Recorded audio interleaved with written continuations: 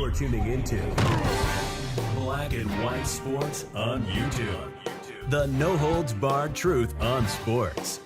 The main event starts now. I am back. Rodrance for Black and White Sports 2. If you're new to the channel, hit subscribe, like, comment, share this out. We got some breaking news in here involving one of the best running backs in the NFL and probably the one that made the most news in the last week because of that podcast he went on where he basically threatened to give the New York Giants a big old fat double middle finger, Stone Cold Steve Austin style, straight to the face hole. Well, no stunners needed in this.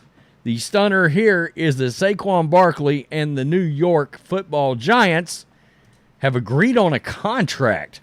And I believe, I may be wrong, maybe it'll say it in this article, but his franchise tag, I believe, was $10.1 million. Well, he got about $900,000 more than that. A lot of people don't realize when you do these franchise tags, they don't have to sign them. You can still negotiate a contract, even if it's just a 1 year.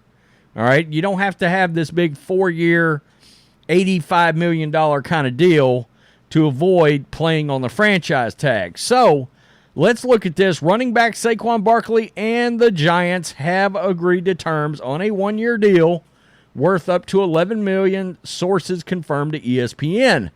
The deal also includes a $2 million signing bonus, sources said. Barkley's new deal is worth $10.1 fully guaranteed, including a bonus. According to Adam Schefter, the $1 million in incentives includes an equal amount paid for 1,300 yards, 11 TDs, 65 receptions. The deal does not include a no franchise tag clause, sources told ESPN, meaning they can tag him again next year. That's pretty surprising. The NFL Network first reported the agreement last week. Barkley said during the appearance on the Money Matters podcast that he may not consider playing this season amid a stalemate with the team over a long-term contract. The Giants and Barkley did not agree to a deal before the deadline for franchise players to agree to long-term contracts, meaning he would have had to play this season under the $10.091 million franchise tender. Giants training camp begins Tuesday. That's right, today for veterans. Barkley is already in the building. Wow. Barkley, 26, finished fourth in the NFL with 1,312 yards. Ran for 10 TDs, tied for the team lead with 57 receptions. He played in 60 career games over 5 seasons. The number 2 overall pick in 2018 when he was named Offensive Rookie of the Year. And something we did not talk about this when I did this video the other day, but it is something that I thought about after the fact. You know, Barkley has made a lot more money than some of these other running backs. And why is that? Because the Giants actually selected him not only in the first round, but with the second overall pick, meaning his first contract was actually really damn good, to be honest with you. He made a lot more money than a guy that was taken in the second or the third round, right? Or even the end of the first round. So by the time this is said and done, Barkley's going to make some money in this NFL career. You know, it doesn't force the Giants' hand to go out and sign a Dalvin Cook or, you know, even Ezekiel Elliott. I thought about that. What if that'd be a major FU to go sign an ex-Dallas Cowboy to the team? So none of that kind of thing ended up happening.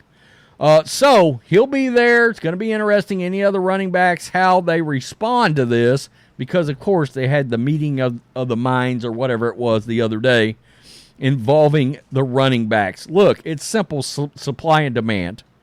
All right, running backs are coming out of college. They're plug and play. You can draft them in the second, third, fourth, fifth, all the way out, right?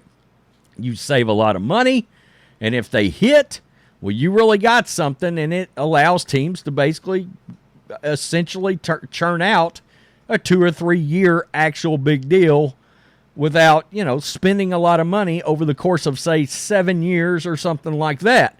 Now, the one thing I would bring up in all this is he avoided doing what I screamed about the other day, and that's setting out a season that essentially ruined Le'Veon Bell's very damn good career he had going.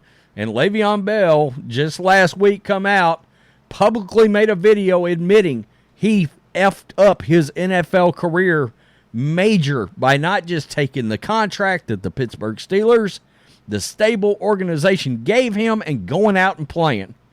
I mean, look, when you set out in the NFL, that's a great way to torpedo your career. There's something about setting out a full season that just deteriorates your skill set in the National Football League. You may end up seeing that with Deshaun Watson.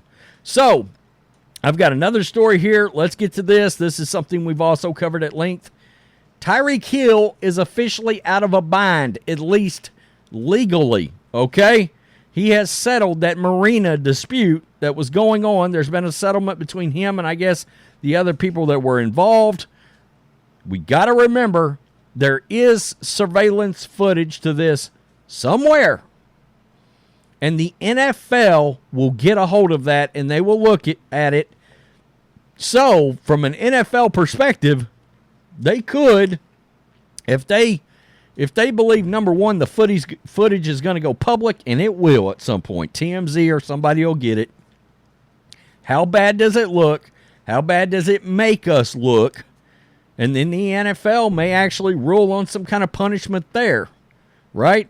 A lot of times, if there's a settlement, they'll just kind of like go on with life. But in a case like this, if something comes out publicly and it looks really bad, yeah, they could end up giving him 2 games, 3 games. You don't know. Miami Dolphins wide receiver Tyreek Hill has reached a settlement with the other party involved in the incident at the Miami Beach Marina last month. Attorneys for both sides announced Monday. The parties to the incident, which occurred on June 18, 2023 at the Hall Over Marina involving Tyreek Hill, has resolved their differences. Evan Feldman, the attorney for an employee of the Kelly Fleet Incorporated, and Julius Collins, the attorney for Hill, said in a joint statement provided to ESPN Adam Schefter.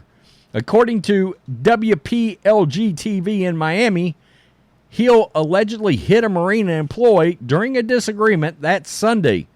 Miami sports radio host Andy Slater reported that Hill slapped the employee on the back of the head, but said the person declined to press charges at the time. The incident was under investigation by Miami-Dade Police Department, but no charges were filed against Hill. The Dolphins released a statement last month through a spokesperson acknowledging the reported incident. Hill, a 7-time Pro Bowl selection, a 4-time first-team All-Pro, is entering his second season with the Dolphins after spending the first of 6 of his career with the Kansas City Chiefs. Dolphins veterans are scheduled to report today as well, like the Giants. So, that's a big deal if he doesn't get suspended or anything like that. Look, Miami, I'm not sure we're talking about Miami enough, but the offensive weapons for Miami are substantial. Waddle, Hill.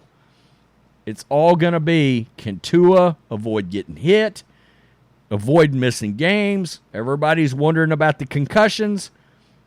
If he stays healthy, this Miami team's going to score some real points this season and going to make things very interesting in the AFC East, no doubt about it. So that's out of the way, provided Roger Goodell and the NFL doesn't want to have some kind of personal conduct issue and some kind of punishment there. Again, the footage is going to come out, and Roger Goodell may decide to do something based on how bad it looks.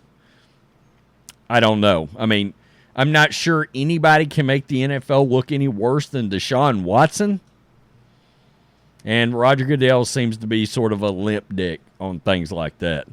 Peace. I'm out. Till next time. Thanks for watching the show. Be sure to like, comment, and subscribe. Be sure to tune in next time on Black and White Sports.